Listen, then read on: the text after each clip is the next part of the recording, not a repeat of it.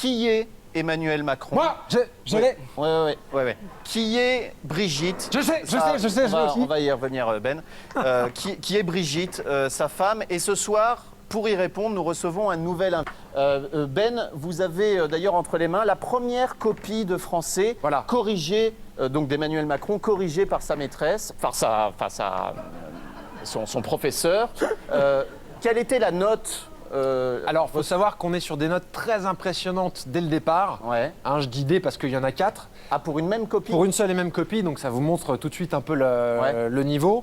On est sur 34, 56, 78, 90.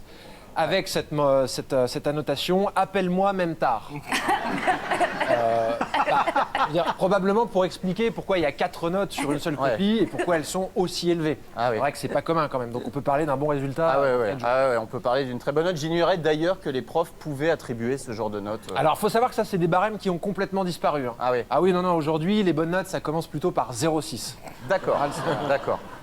Alors, quel type d'élève était Emmanuel Macron? Alors, paradoxalement, c'était une quiche. C'était une quiche. Non, c'était une quiche. Bah, voyez une quiche avec des lardons et mais attends. Et bah, c'était une quiche. Attendez, on a compris. Ça tient pas debout parce qu'avec des notes pareilles, et puis quand bien même, on peut pas accéder aux plus hautes fonctions de l'État en étant un cancre. Ah non, j'ai pas dit un cancre, j'ai dit une quiche. Oui, une quiche vraiment avec des œufs. Je sais ce que c'est qu'une quiche. Quiche. Mais on peut pas être président en étant mauvais élève. Comment vous expliquez ça? Eh bien, tout simplement, Arnaud, grâce au soutien scolaire. D'accord. La victoire d'Emmanuel Macron, c'est la victoire du soutien scolaire. Il faut savoir que dès le départ, Brigitte a mis un point d'honneur à soutenir Emmanuel. Elle n'avait que ce mot-là à la bouche, le soutien, le soutien, le soutien. Elle voulait soutenir tout le temps, tous les soirs, partout. Chez elle, au restaurant, dans la voiture, à l'hôtel, c'était du soutien, du soutien, du soutien. Et il y avait un tel échange intellectuel entre eux que même Emmanuel finissait par réclamer ce soutien, même tout seul, chez lui, à l'âge où la plupart des adolescents vont préférer les jeux vidéo ou la masturbation. Pardon? Non, bon, peut-être pas les jeux vidéo, mais je veux dire... et voilà, lui, il réclamait ce soutien tout seul dans sa chambre. Ah oui, donc on avait affaire déjà à un gros bosseur. C'était un obsédé. Il avait cette obsession très jeune de l'avenir de la banque, de la France. De la Banque de France. De la Banque de France. Alors, revenons-en à cette fameuse copie que vous avez entre les mains. Ben, quel était le sujet donc Alors, il faut savoir qu'elle était très dure. Elle lui imposait des sujets extrêmement difficiles qu'aucun autre élève à part lui n'avait. Là, j'en ai un, par exemple, c'était est-ce que tu es dispo demain soir? Un sujet comme ça en français? Ouais, c'est écrit en français. Moi, je sais lire que le français. Non, mais alors donc qu'est-ce qu'il a rédigé donc Alors, écoutez, le mieux, c'est que je vous lise les préliminaires. Enfin, je veux dire son introduction. Ah oui, parce qu'il a tout de suite introduit ça.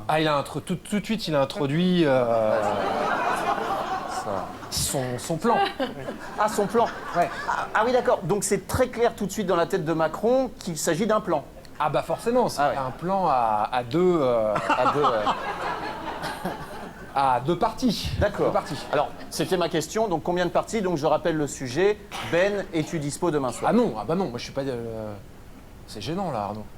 Non, je parle de la réponse de Macron, je vous parle pas à vous. Ah oui, pardon, oui, d'accord, ok, voilà. Donc alors je vous le lis. Donc, madame, pourquoi les autres élèves de la classe n'ont pas le même sujet que moi? Voilà. Et c'est fini, sa rédaction est finie. Donc on sent déjà le mec très...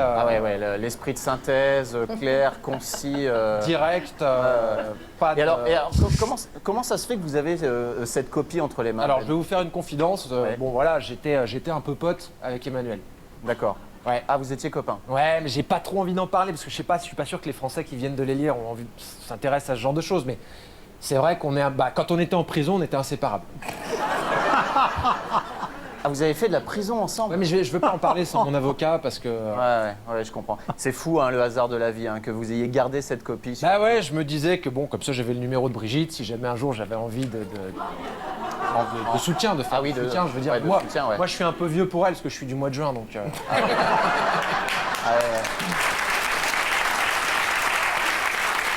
c'est vrai que...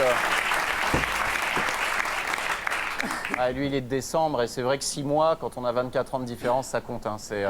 Tiens, d'ailleurs, à ce propos, est-ce que vous savez que Macron est le premier président de la République française qui a le même âge que Michel Drucker. Ah ouais. Ils vont tous les deux sur leurs 40. Alors, Michel, c'est de carrière, mais, mais c'est vrai que c'est assez... Michel, je le connais moins, on n'était pas dans la même cellule. Non. Ah ouais.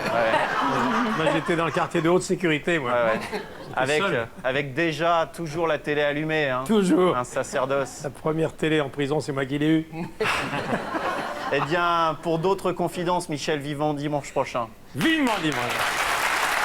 Ben et Arnaud.